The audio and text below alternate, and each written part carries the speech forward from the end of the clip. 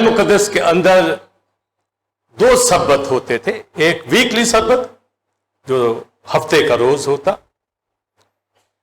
जो यहूदी लोग उस पर इबादत करते हैं, और बिलीवर क्रिश्चियन जो है वो संडे को क्राइस्ट जी उठा।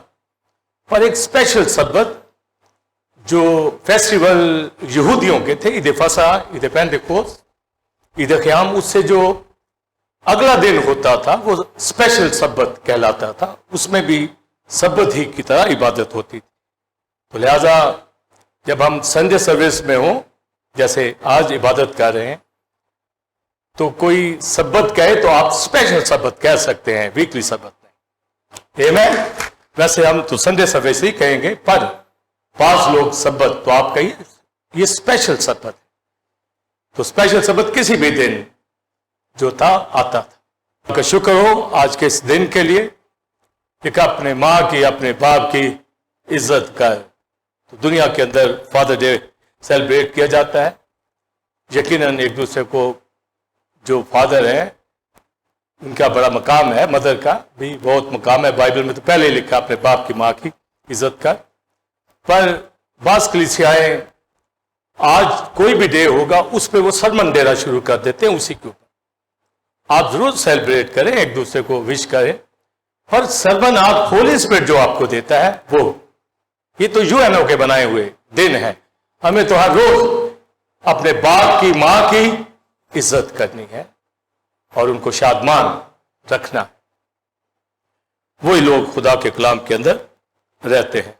इसलिए जो दुनिया दिन दे रही है उसके मुताबिक आप नहीं कलाम सुनाएं, आप जो होली स्पिरिट आपको आगाह करता है।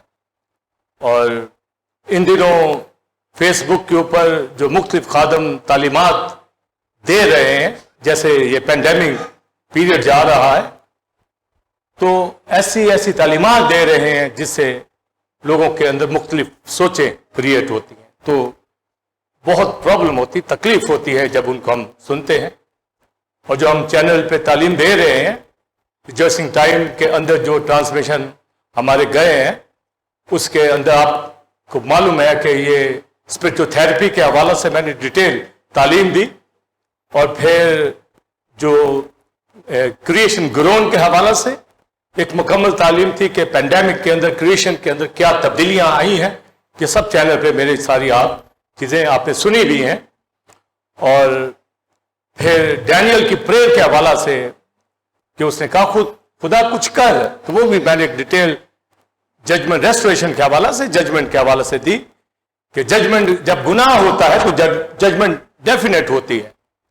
ये दुनिया की अदालत हो रही है, ये एपिडेमिक नहीं है, ये पेंडेमिक सारी दुनिया के अंदर ये वबा है।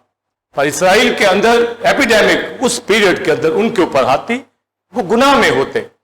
अब ये दुनिया जजमेंट के अंदर है, और ये तब तक जारी रहती है जब तक खुदा की मर्जी होती है। इसमें मैंने पूरी एजुकेशन दी है, इसलिए आप सब एक स्ट्रॉन्ग फेथ के साथ खुदा में चल रहे हैं। और खादमों का काम है आगाह करना। एक खादम को मैंने फेसबुक के ऊपर एक स्टेटमेंट उसकी लिखी कि जी वबा हमारे खैमे में दाखिल नहीं हो सकती, तो अगले दिन उसने स्टेटमेंट लिखी थी गिरजे बंद है, हमारा गिरजा बंद रहेगा वबा से। कितना कंट्राडिक्ट तालीम के अंदर है। आप खामोश हो जाएं, मत लिखे कुछ, लोगों की आजादी पे छोड़े उनको।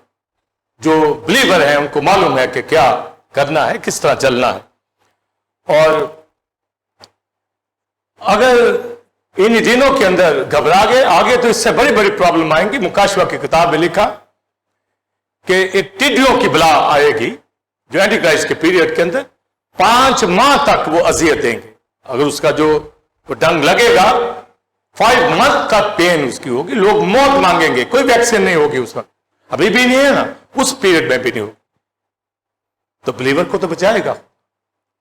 इजराइल जब मुल्क मिस्र से निकले तो आपको मालूम है कि मिस्रियों के ऊपर आफतें आ रही थी, तो इसराइली तो वहां थे, मगर वो बचे रहे, डार्कनेस से भी बचे रहे, हर तरह की आफतों से बचे रहे। खुदा संभालता है। और टेस्टमनी यह है पूरा लाहौर लॉकडाउन है, पर बहाटूनी यूनाबाद लॉकडाउन नहीं। हालेलुया। ये मोइज़ा ही है। तो ये बातें मैं इसलिए करता हूं कि आपको एक जोश आपके अंदर हो। हमारा स्पिरिचुअल बर्निंग की सीरीज जा रही है और आपने एक ध्यान करना है। मैं हूं या कोई प्रीचर हो, कोई चर्च हो, बार बार कहता हूं कलाम से बात करें। किसी को रोकना है कलाम से रोके, किसी को लेके चलना है कलाम से लेके उसे चलना चाहिए। और अगर कलाम से हट कर कोई बोलेगा तो फिर कलीसियाओं का क्या फायदा है? बंद कर दें इनको। रही एहतियात हो तो हर दौर के अंदर होती है। हम खाना खाते वक्त भी एहतियात करते हैं, हाथों को धोते हैं। तो इस पीरियड में भी यकीनन सैनिटाइजर हमने पीछे रखा, जरूर यूज करें। जब दूसरे जर्म्स के लिए करते हैं तो इसके लिए भी आप कर सकते हैं। मास्क आप लगाएं। तो आप सबको ये स्टडी एसओपीज के हवाला से, और मैं तो सारे चर्च को जानता हूं, जब आप सब ठीक है, आप सबका बिलीव है, फेथ है, खुदा के साथ चलते हैं, तो एक लीडर का काम है अपने गले को स्ट्रांग तरीके से लेकर चले। और ये दो ही बातें वे हमें, पहली बात तो हमारा फेथ इम्यूनिटी जो है ये स्ट्रांग होनी चाहिए। ये 65 ईयर्स का हूं मैं यहां खड़ा आपके सामने। तो आजकल तो पढ़े लिखे सब लोग हैं, एजुकेटेड लोग हैं, एसओपीज को समझते हैं, हर बात से वाकिफ हैं। और रात मैं अपनी बहू के साथ 2 बजे रात उसके साथ डिस्कशन कर रहा था कलाम की। तो उसको मैं यही कह रहा था कि मुझे एज मेरी देखें और मैं खुदावंद के साथ किस तरह चल रहा हूं। मैंने उसको कहा, जैसे मार्टिन लूथर के दौर में भी वबा आई तो उसने कहा, उससे पूछा लोगों ने कि भी आपके दौर में आई, तो उसने कहा ये खुदा की मर्जी है, रखना तो रखेगा, नहीं तो ले जाएगा। तो मैंने भी उसको कहा, ले जाना है तो वो ले जाएगा, रखना है तो वो रखेगा। तो फिर किस चीज का, कौन का, किस चीज का डर, किस चीज का? सारी जिंदगी हम प्रीचिंग करते आ रहे हैं इब्लीस के खिलाफ, बीमारियों के खिलाफ। रिजॉइसिंग टाइम के अंदर गिफ्ट ऑफ हीलिंग के ऊपर दी, नेमेटोलॉजी के हवाले से रूह कुदस का सारा ये नॉलेज गिफ्ट्स के बारे में दे रहा हूं। और गिफ्ट ऑफ मिरेकल, इसका फर्क बयान किया, इसका मकसद बयान किया, इसका इस्तेमाल बयान किया, इससे कलीसिया की तरक्की। तो डिटेल ये टीचिंग जो है आप यूट्यूब पे जब जाएं तो टेम्पल ऑफ गॉड टीवी में आप इन सारे सरमन्स को सुनिए, देखिए, अपना वक्त निकालें जब आपके पास हो, तो किस कदर आप इससे बरकत पाएंगे। तो उसमें मैंने हीलिंग गिफ्ट के ऊपर बात की कि ये गिफ्ट कलीसिया में रखे हैं तो पेंडेमिक में यूज करें। बीमारों पे तो वो इनकी इसीलिए तो दिया गया है कि बीमार शिफा पाए। तो हीलिंग का गिफ्ट रखते हुए कोई कहे कि बीमार को तू कलीसिया से बाहर ही रहे, जितना मर्जी कोई बीमार क्यों ना, खुदा के लोग हमेशा उसके जोर के अंदर हैं, क्राइस्ट के ब्लड के अंदर छिपे हुए हैं। और एक ईमान के साथ हमें जिंदगी बसर करनी है। और लिखा है ये गिफ्ट कलीसिया की तरक्की के लिए है, यानी वो शिफा पाए और कलीसिया में उसकी ग्रोथ हो, कलीसिया में आए, ना के घर बैठे। बहुत से लोग शिफा पाने के बाद घरों में बैठे रहते हैं। तो हीलिंग गिफ्ट इसलिए तो नहीं दिए जाते, इसलिए वो बीमार रहते हैं, उनको इन गिफ्ट का कोई फायदा नहीं होता। क्योंकि बाइबल में लिखा है बदरू अगर निकलेगी तो 7 टाइम फिर आती, तो वो लोग बीमार ही रहते हैं। और क्रूसेड जो करते हैं, हीलिंग होती है, वो कलीसियाओं को ज्वाइन करें, बिलीवर चर्चेस में, कैरिस्मेटिक चर्चेस के अंदर, जहां पर मुकम्मल बाइबल की तालीम है।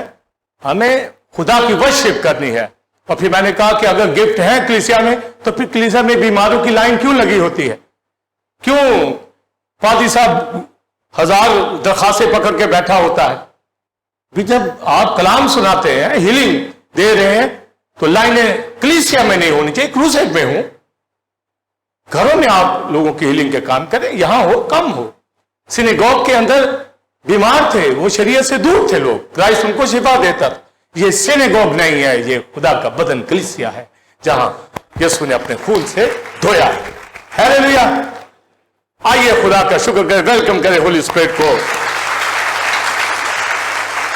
Praise the Lord. निकालिए आज का सरमन स्पिरिचुअल बर्निंग सीरीज के हवाला से। स्पिरिचुअल बर्निंग सीरीज का जो सरमन है, ले होल्ड ऑन एटर्नल लाइफ, हमेशा की जिंदगी पर कब्जा, ये आज का सरमन है। 6 बाब, पहला तिमोथियस और उसकी 12वीं आयत। ईमान की अच्छी कुश्ती लड़, उस हमेशा की जिंदगी पर कब्जा कर ले। जिसके लिए तू बुलाया गया था और बहुत से गवाहों के सामने अच्छा इकरार किया था। आमीन। और एक रेफरेंस यूहन्ना की अंजील 17 बाब उसकी 2 और 3 आयत, चुनाचे तूने उसे हर बशर पर इख्तियार दिया है ताकि जिन्हें तूने उसे बख्शा है उन सबको वो हमेशा की जिंदगी दे। और हमेशा की जिंदगी यह है कि वो तुझ खुदाए वाहिद और बरहक को और यीशु मसीह को जिसे तूने भेजा है जाने।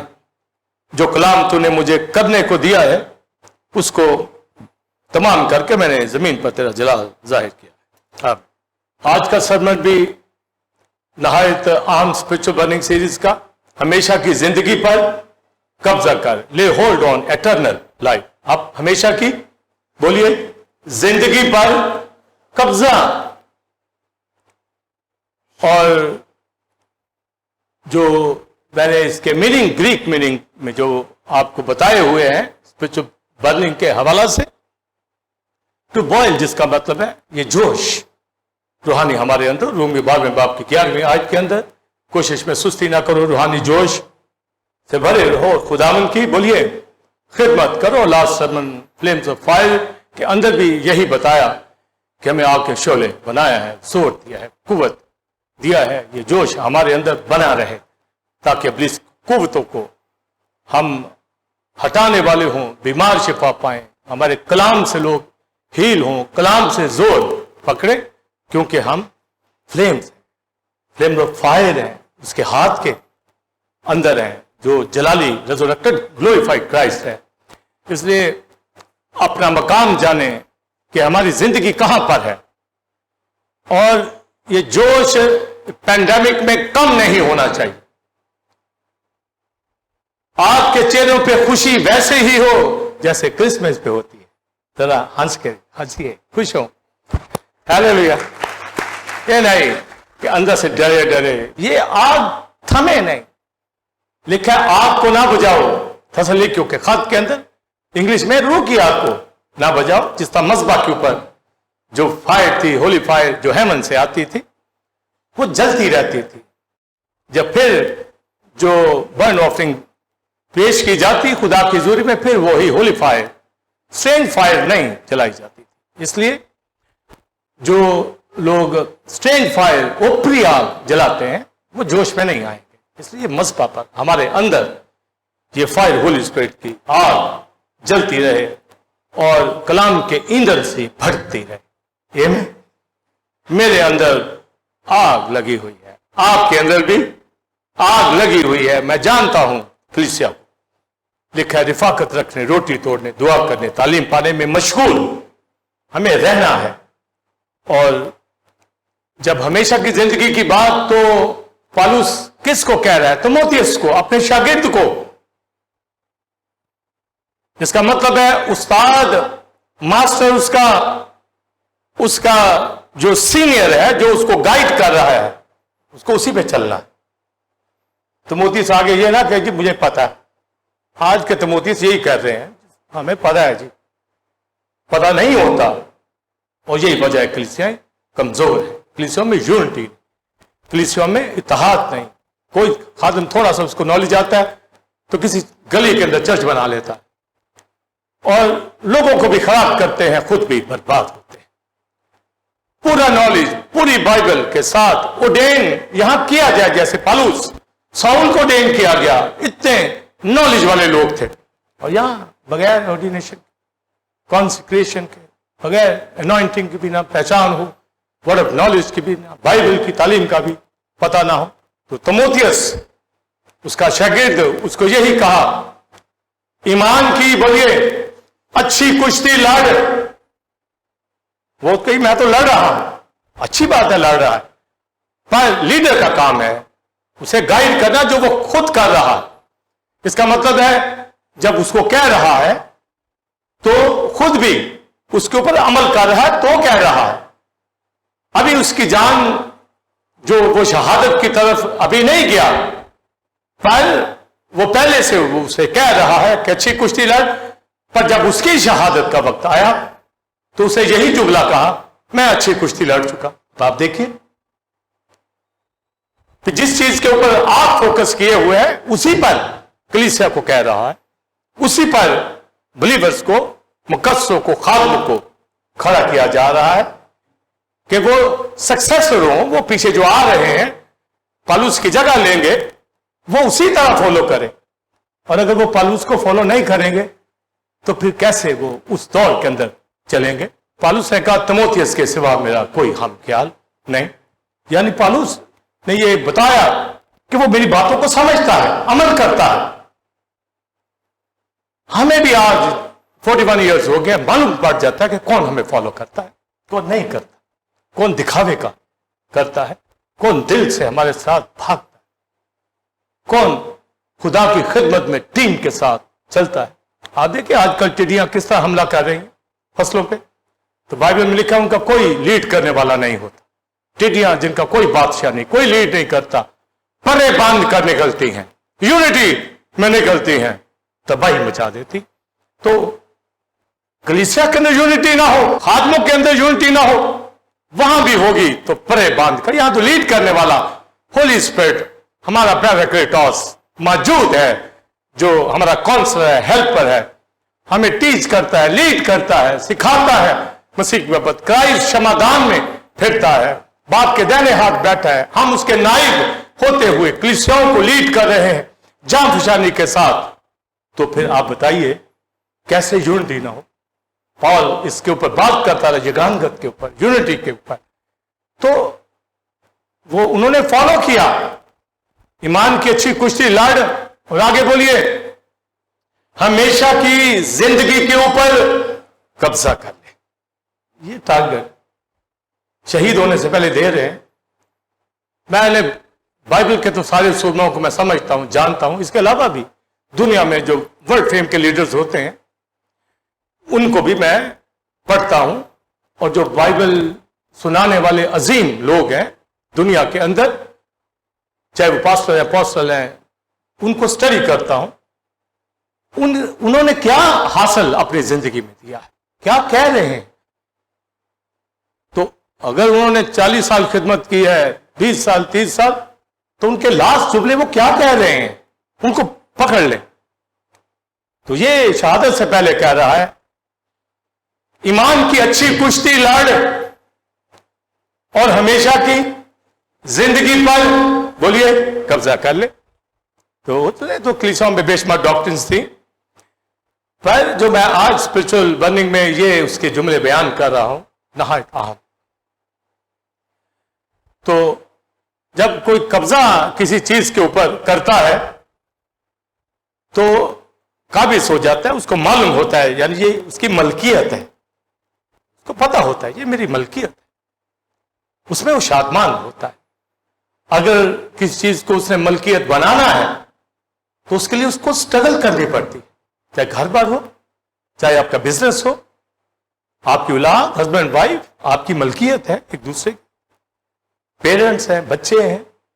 तो आप देखो कितने शादमान, आपको मालूम होता है ये चीजें हमारी हैं,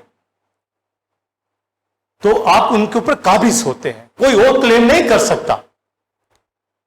तो एटर्नल लाइफ के ऊपर, हमेशा की जिंदगी के ऊपर कब्जा, ये हमारा टारगेट, हमारा विजन, हमारा फोकस होना चाहिए।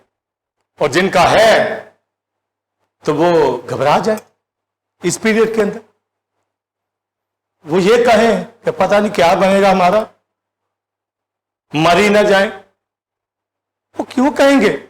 जिनके पास एटर्नल लाइफ, अबदी जिंदगी, जिनके पास एटर्नल लाइफ का टारगेट नहीं है, याद रखिए वही अपनी जिंदगी के अंदर डामाडोल होते, ये मान लीजिए। पर अगर कोई कहे कि नहीं मैं एटर्नल लाइफ पे बिलीव तो करता हूं पर फिर भी मुझे कुछ आ जाता है खौफ, तो फिर काम इत्कादी है। तो काम इत्कादी तो किसी वक्त आ सकती है, बेइत्कादी नहीं होनी चाहिए। और काम इत्कादी को भी क्राइस्ट दूर करता है। शागिर्दों के अंदर आ जाती थी तो उनकी काम इत्कादी को दूर किया गया। है काम इत्कादो, कब तक मैं तुम्हारे साथ रहूंगा। तो वर्ड ऑफ गॉड को आप बाकायदा पढ़ें, सुने, अमल करें, तो याद रखिए आपके अंदर काम इत्कादी नहीं आए। आमीन। जब कलाम ही नहीं पढ़ना, इधर उधर की बातें सुननी है तो फिर खौफ आएगा। इब्लीस की बातें खौफ पैदा करती, खुदा की बातें ईमान पैदा करती, जोर पैदा करती। आमीन। हमें हर चीज की बाबत पता होना चाहिए। अभी इन दिनों के हालात, अभी बाहर आपको लाइट कम मिलेगी, डिम, ये क्लिप्स सूरज ग्रहण लगा हुआ 1 बजे तक रहेगा, तो कई एरियाज में 3 मिनट तक पूरा ही होगा डार्कनेस, पर अभी यहां शाम का नजारा हल्का होगा। तो एक एक बात बाइबल की पता हो, इनके मीनिंग पता हो, हालात का पता हो। आसमान लाल है, क्या होगा? क्राइस्ट ने उनसे कहा कि जब आसमान लाल होता है, यहूदियों से कहा तुम कहते हो कि आंधी आएगी। तो हर चीज का जो इल्म हो, तो बाइबल का इसी तरह हमारे पास मुकम्मल जो इल्म होना चाहिए। तो काबिज होने का मैंने आपको बताया। तो जब वो कहता कुश्ती लड़ ईमान की, रेसलिंग कर, फाइट कर, जंग कर, लड़, तो आप देखिए कि हम अगर ओल्ड टेस्टमेंट में मिले देखें तो हमें पता चलता है कि जशुआ, यानी जब उसको मुल्क कनान के लिए आगे मोसेस भेजता है, मोसेस पीछे रह जाता है मोआब के इलाके में, उसकी वहां डेथ हो जाती है जॉर्डन के ईस्ट जॉर्डन में। तो आगे जशुआ जाता है, तो जशुआ जाकर सारा मुल्क कनान फतह करता। कुछ एरिया उसे रह गया था, बूढ़ा हो गया था, तो कुछ उसने छोड़ दिया था, जिससे खुदा नाराज हुआ था। खुदा ने कहा तूने क्यों ये गजा की पट्टी छोड़ी जिस पे आज पैलेस्टाइन लोग, फलस्तीन लोग कब्जा जमाए हो? ये यशवा ने उस वक्त छोड़ दिया था। तो खुदा ने कहा कि अब यही तुम्हारे लिए कांटे होंगे, तो कांटे बने हुए। अगर वो उस वक्त कब्जा कर लेता, होली स्पिरिट उसके साथ था, खुदा उसके साथ था, उसने छोड़ दिया। तो उसने खुदा को कहा मैं बुढ़ा हूं। खुदा ने कहा ठीक है तू बुढ़ा है, पर जगह तो भी बाकी है, कब्जा तो भी बाकी है। पर उसने 31 बादशाहों की वो जगह निशेप में, हर एरिया में जितने ये जबार थे, नेफिलिम थे, नेफिलिम ये फॉलन एंजल्स जो गिराए गए, उनकी जो जनरेशन थी नूह के दौर के अंदर खिल्त मिल्त इंसानों के साथ, तो उन्होंने वहां कॉलोनीज बना रखी थी सारे कनान के अंदर। वो सारा इलाका छुड़ाया गया, यशवा ने फतह किया, तो कब्जा मुल्क कनान का दिलाया गया। तो हमें वहां पर फाइट मिलती है। आगे यहोवा जा रहा है लड़ने के लिए, पीछे यशवा काल दूसरे लोग जो हैं वो लड़ रहे हैं। अब आप पूछेंगे कि फाइट वो किसके लिए लड़ रहे थे? साफ पता है कि वो मेराज के लिए, जो 12 कबीलों में जाके डिवाइड कर दी गई, तकसीम कर दी गई, उनके लिए वो लड़े। तो मैंने कुछ बताया, कुछ एरिया उन्होंने गजा का छोड़ दिया, बाकी उन्होंने फतह किया। कई लोगों के साथ उन्होंने सुलह के अहद भी बांध लिए थे, जैसे जबाउन के लोगों के साथ अहद नहीं बांधना चाहिए था, यशवा ने बांध लिया कसम खाकर। खुदा उससे भी नाराज हुआ। तो जब कहा जाता है कब्जा करने के लिए, तो आप वो पूरा काम करें। जहां पर आप अपनी सोच ले आते हैं, अपने नजरियात, अपनी मिथ, अपने कॉन्सेप्ट ले आते हैं तालीम के अंदर, वहां पर शिकस्त होना शुरू होती। तो उसको कहा दलेर हो जा। मूसा ने कहा कोई आज भी तेरे सामने ठहर नहीं सकेगा, हौसला रख, हिम्मत करके। तो मैं बता रहा हूं कि वो लैंड ही के ऊपर कब्जा करना था, पर ईमान के साथ करना था। वो तो जबार थे, पर ये ईमान के साथ चलेंगे कि खुदा उनके आगे है तो ही लड़ेंगे ना। तो ये अकॉर्डिंग टू स्क्रिप्ट, जब आप जोशा की किताब सारी पढ़े तो फिर आप देखेंगे किस तरीके से उन्होंने ये फाइट की, ये कुश्ती लड़ी। जब्बारों के साथ तो लड़े, पर हम इसको ईमान की कुश्ती कहें। आमीन। इसी तरह हेवन के अंदर नए यरूशलेम में जाना है, हम उस शहर के लिए लड़ रहे हैं। किस चीज के लिए लड़ रहे हैं? वो हमें मिल जानी है। मेरे बाप के घर में बहुत से मकान अगर ना होते तो मैं तुमसे कह देता मैं जाता हूं ताकि तुम्हारे लिए जगह तैयार करूं। और दाऊद भी कहता है जरे मेरे लिए दिल पसंद जगहों में पड़ी है और मेरी मेराज खूब है। वो तो बने हुए हैं, वो तो प्री डिस्ट्राइन हमें दे दिए गए हैं, हमें पता है, हमें जाना है उनमें। तो उनके लिए क्या करना है? क्या उस लैंड के लिए लड़ाई करनी? यहां लिखा है हमेशा की जिंदगी। तो मुल्क कनान पे वो काबिज तो होने गए, पर कुश्ती उनकी ईमान की थी। हामी, आज भी आप जिस चीज के ऊपर हासिल करना चाहते हैं, कुश्ती आपकी ईमान की होती है, तब वो चीजें आपको मिल जाती हैं। चाहे वो लैंड हो, चाहे औलाद हो, ब्याह शादी, कोई भी चीज आप खुदा से लेना चाहे, जो प्रेयर है, फाइट है। इसलिए स्पिरिचुअल वॉरफेयर करने वाले लोग इफ्सी छठे बाप के मुताबिक वही इब्लीस के जलते तीरों को बजाते हैं और जोर के अंदर होते हैं, कुव्वत के अंदर होते हैं और जंग लड़ते हैं। तो इसने कोई बड़ी चीजें नहीं कही, दो चीजें की, ईमान की कुश्ती लड़ और एटर्नल लाइफ के ऊपर कब्जा कर। उसने किसी लैंड की बात नहीं, किसी घर की बात नहीं की। वो सब चीजें हमें मिलनी है, पर कब्जा किस चीज के ऊपर, मेरास क्या है? वो एटर्नल लाइफ है। अबदी जिंदगी होगी तो सब कुछ हमारा है। आमीन। तो यीशुआ को इस कुश्ती का, इस फाइट का पता था। तो अगर वो थोड़ा सा चूक गया था ना, तो वो ईमान की लड़ाई लड़ रहा था। मूसा ने कहा, पर चूंकि बूढ़ा हो गया था, थोड़ा सा फोकस हटाया। तो हमेशा लड़ाई तब बंद होती है जब कम इत्कादी आती है। उसे तो कोई बूढ़ा हो गया, इसका मतलब कम इत्कादी कि मैं नहीं लड़ सकता। मेरा आपका ईमान कम नहीं होना चाहिए किसी भी पीरियड, किसी भी दौर, किसी भी एज में। और ये बढ़ेगा, ये कलाम ही से बढ़ेगा, कलाम को सुनने ही से बढ़ेगा। और फाइट फिर चलती रहती है। मेरे पास एक बुजुर्ग लेडी खिदमत करती थी, बड़ी अच्छी, मुख्तलिफ कलीसियाओं में खिदमत की। मुझे उन्होंने कहा, पाजी साहब, ये जो शैतान के साथ लड़ाई ये ना हो, बाकी मैं खिदमत करने के लिए तैयार हूं। वो डरती थी। मैंने कहा, बहन जी, यही तो काम करना है, लड़ना ही तो है। कहते हैं, पर सब यही करना है। मैंने कहा, यही करना है तो ये ईमान की मजबूती होगी तो करेंगे। तो ईमान पे खड़ा किया तो तैयार हो गए। अगर उनको डराए कि आगे बदरुए हैं, वहां जब्बार हैं, ये है, वो है, तो वो तो नहीं। ईमान के ऊपर आप स्टैंड करें, आप सब चीजों पे गालिब आएंगे। हमारा ईमान जिससे दुनिया मगलूब हुई, यूहन्ना के खात में लिखा है, हमारा फेथ, हमारा बिलीफ। Praise the Lord. और फिर एक और फाइट हमें मिलती है याकूब की, समझे?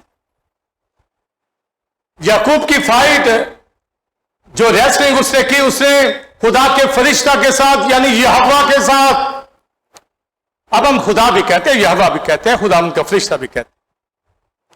खुदा अनदेखा है, नहीं दिखता। अगर दिखेगा तो एंजल में, इसलिए खुदामंद का फरिश्ता कहा जाता है।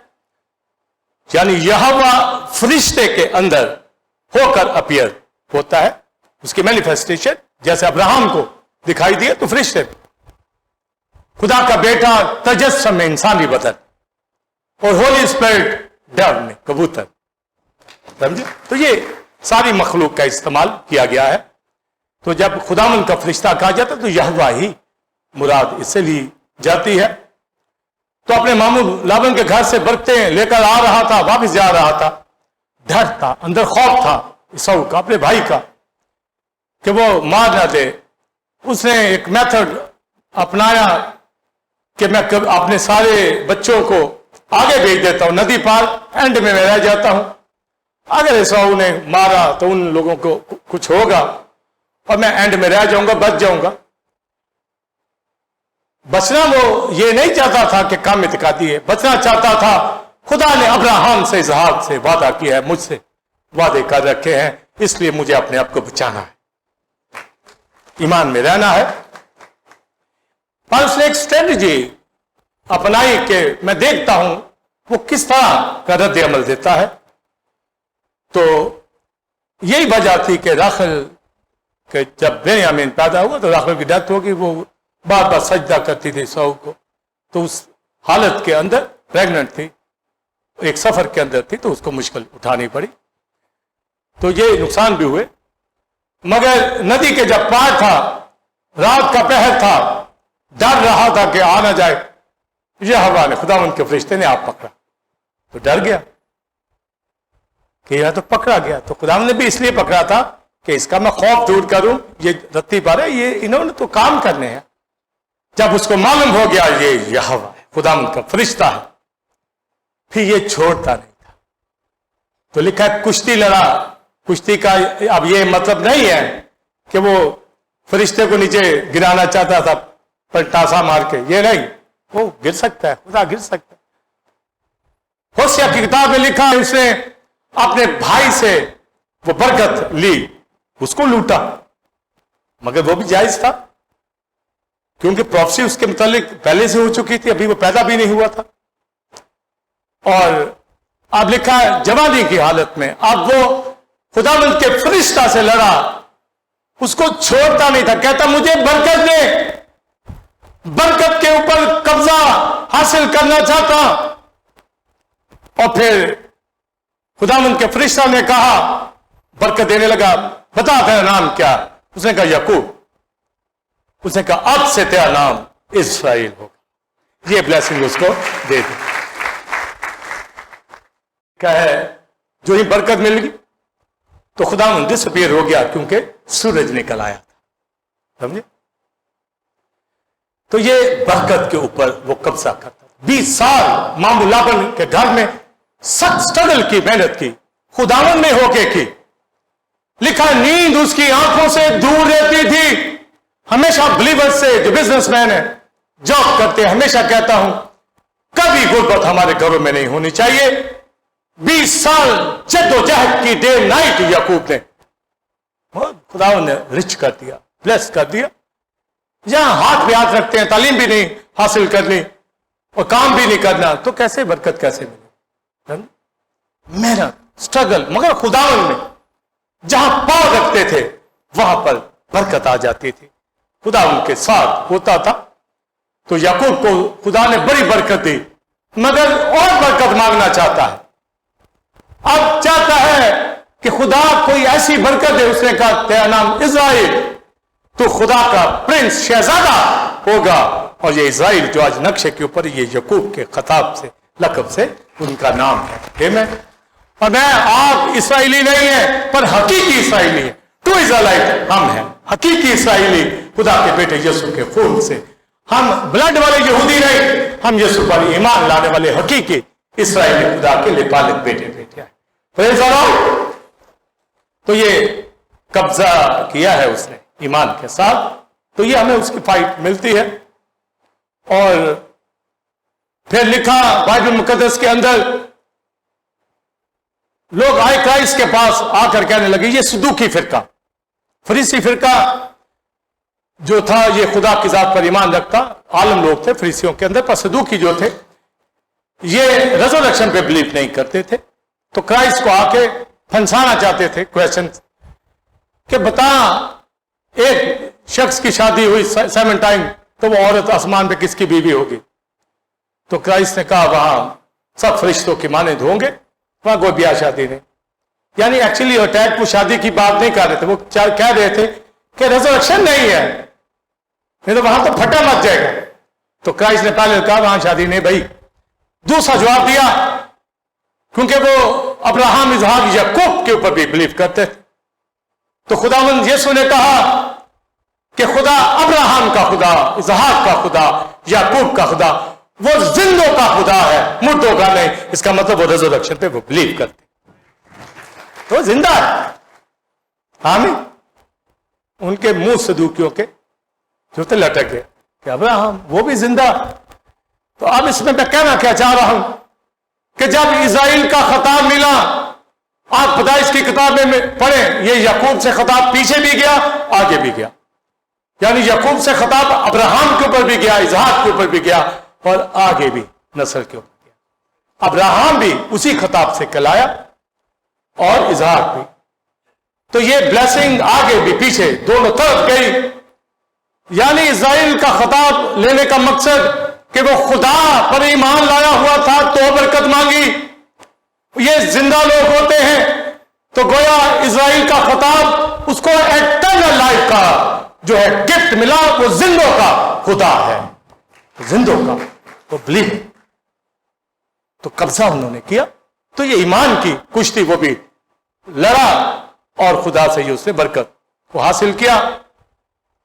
और जब हम तीतस के खत के अंदर पढ़ते हैं तो पौलुस रसूल तीतस के खत में लिखता है कि हम यीशु मसीह पर जो हमारी निजात की उम्मीद, हमेशा की जिंदगी की उम्मीद, मसीह यीशु, बोलिए, जो हमेशा की जिंदगी, एटर्नल लाइफ की होप, ये है जी होप हमारी।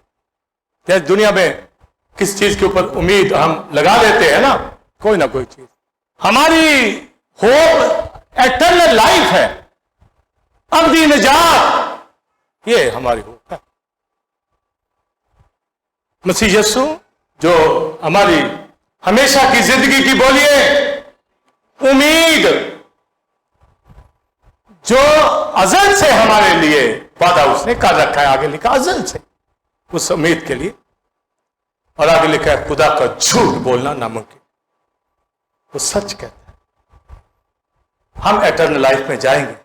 तो ये पौलुस कहता है तीमुथियुस को कि हमेशा की जिंदगी का वादा हुआ है इस जिंदा उम्मीद के ऊपर, ये होप एटर्नल लाइफ है, अबदी जिंदगी।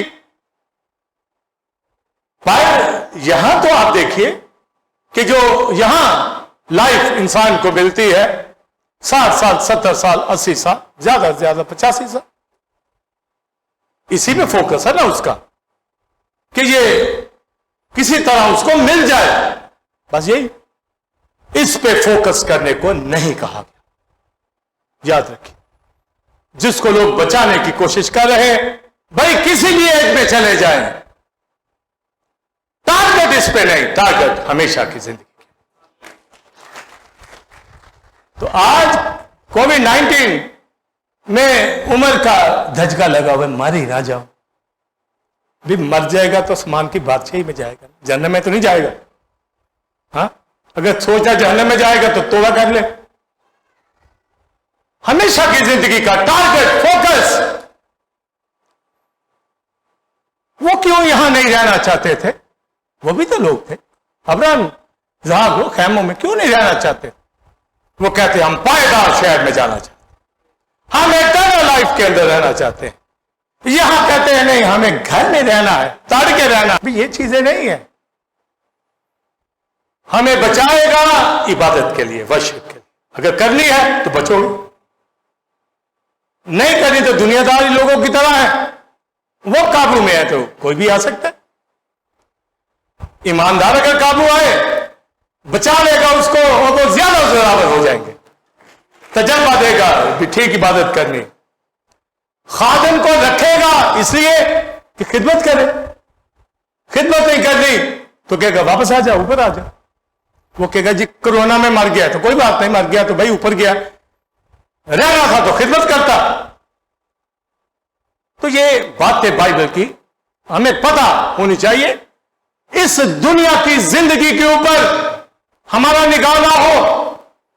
पौलुस से पहले कह दिया तीमुथियुस को कि क्या कर, बोलिए, आज ईमान की अच्छी कुश्ती लड़, और आगे बोलिए हमेशा की जिंदगी पर क्या कर, बोलिए कब्जा। के 80-85 साल की उम्र के ऊपर कब्जा पूरा पूरा होना चाहिए। जा तीमुथियुस तेरी उम्र 85 साल, मैंने दुआ दे दी है, ये कहा। पौलुस कहता है मैं मसीह के साथ मसलूब हुआ, मर गया। हाँ, तो कहते जी 85 साल भी हो हमारी उम्र, वो अच्छी बात है, उम्र की दराजी देता है जो उसके साथ चलते हैं। तो भी फोकस इस पे नहीं। फोकस किसके ऊपर, बोलिए, हमेशा की जिंदगी के ऊपर, इस लाइफ के ऊपर, एटर्नल लाइफ के ऊपर हमारा भरोसा। समझे जी? मैं आप यहां पर बैठे हैं, ये ईमान के साथ बैठे हैं, इत्याद भी कर रहे हैं ईमान के साथ। मुझे मैनेजमेंट की बहन ने कहा कि सुबह आए, मैंने कहा आपकी इजाजत मर्जी है, आपके एरिया में लॉकडाउन है, ना ही आए। मेरा पोता भी यहाँ है, पोती भी यहाँ है, मेरा नवासा एंचल भी 5th मंथ का यहाँ पर। तो इत्याद करें, ईमान के साथ चले। ईमान हमेशा की बोलिए जिंदगी के ऊपर। अब जिसने तो बड़ी उम्र पा ली है वो कहेगा चलो यार कोई बात नहीं है, तो जिसको अभी पैदा ही हुआ तो सारी जिंदगी यहां भी देखनी, पर हमें पता है इन्होंने खिदमत करनी, इनको तैयार करना। क्यों भाई सुनील एंचल को तैयार कर। जाइन वो लोग अभी बोल रहे हैं बीच में, ऐसे ऐसे भेद कमाल के बोलते हैं स्टोरी के अंदर, खुदा उनको बरकत है। जाइन को भी ऐसा क्वेश्चन उठाता है, ज़ैना what is the meaning of Samuel वो आगे से फिर उसको बताती। तो ये ईमान के साथ चलना है, प्रेज़ द लॉर्ड। तो कब्जा इस जिंदगी के ऊपर, ये भी भेद बताता हूं, ये तो वैसे ही हो जाएगा। जब उसके ऊपर हो गया तो इसके ऊपर वैसे ही हो गया। हाँ, अगर उसके ऊपर नहीं हुआ तो यहां पर फिर रौनक नहीं लगेगी, कुछ और ही रौनक लगेगी। समझे? तो यूहन्ना की अंजील के अंदर मैंने पढ़ा, लिखा है हमेशा की जिंदगी क्या है, वहां पर लिखा है यीशु मसीह, ये हमारी एटर्नल लाइफ, हमारा खुदा वाहिद जिसकी हम वर्शिप करते हैं और उसका बेटा यीशु मसीह, ये है एटर्नल लाइफ, हमेशा की जिंदगी। इसको जाने, ये है जी हमेशा की जिंदगी। यहां हम सोचते हैं लंबे साल, हमारे बेटे ने, पोती ने कहा दादा एटर्नल लाइफ बोर नहीं हो जाएंगे इतनी लंबी उम्र। तो बच्चे तो फिर यही सोचेंगे ना इतनी उम्र क्या करेंगे। फिर मैंने उसको फिर डिटेल बताई, क्राइस्ट खुदा का बेटा, उसको जान जाए,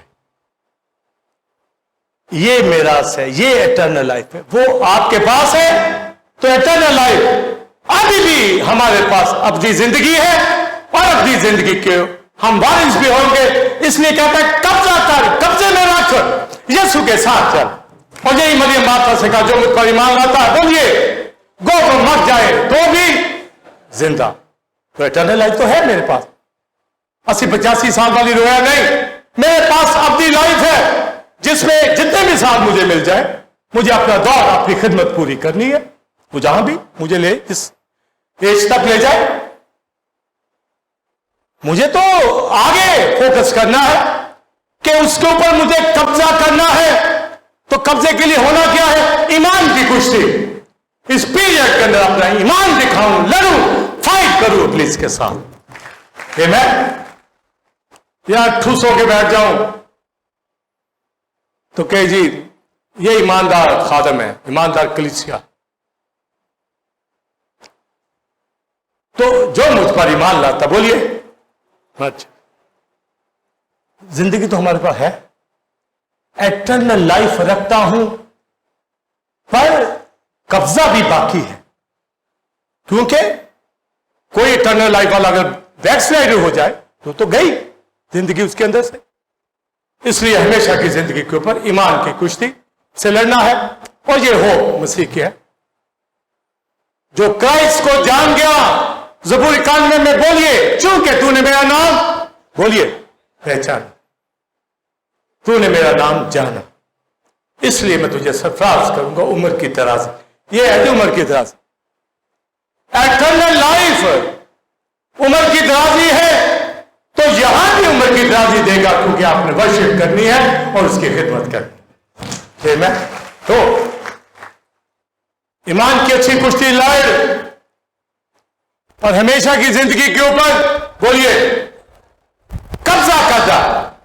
तो ये आप पूरा होल्ड हो आपका, आप यहां बैठे हुए तो आप कहिए कि आपके पास एटर्नल लाइफ है। तो जरा बताइए,